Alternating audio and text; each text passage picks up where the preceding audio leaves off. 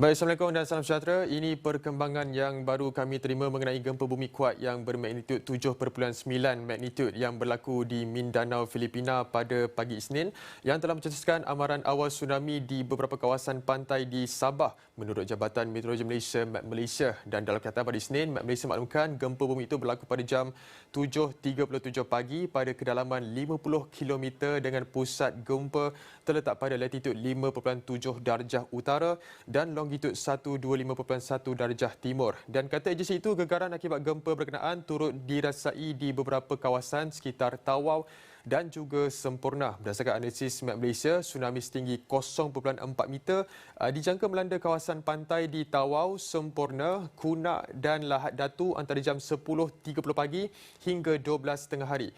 Semua itu, siren nasihat tsunami telah dibunyikan di 4 lokasi terbabit sebagai langkah kesiapsiagaan dan amaran awal kepada penduduk di kawasan berkenaan. Sementara itu, Menteri Sumber Asli dan Kelestarian Alam, Datuk Seri Arthur Joseph Kurup menasihatkan orang ramai, khususnya penduduk di kawasan pantai yang terlibat supaya kekal tenang dan tidak panik. Beliau berkata kerajaan melalui Met Malaysia bersama Agensi Keselamatan sedang memantau perkembangan situasi secara rapi dari semasa ke semasa.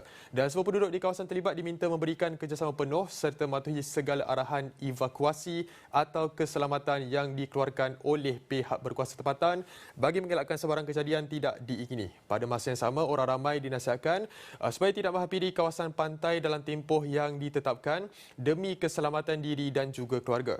Menurut beliau, Met Malaysia akan terus memantau sebarang perkembangan berkaitan aktiviti gempa susulan dan risiko tsunami dan akan menyalurkan maklumat terkini kepada orang ramai. Orang awam juga diingatkan supaya tidak menyebarkan maklumat yang tidak sahih yang boleh mencetuskan kegusaran awam. Maklumat terkini mengenai cuaca, gempa bumi dan tsunami boleh diperoleh menerusi saluran rasmi Met Malaysia termasuk laman sesawang aplikasi My Cuaca, media sosial rasmi agensi itu atau di talian hotline 1300 22 1638. Datuk Seri Arthur turut mengajak rakyat Malaysia untuk mendoakan keselamatan semua penduduk di kawasan yang berpotensi terjejas akibat kejadian tersebut.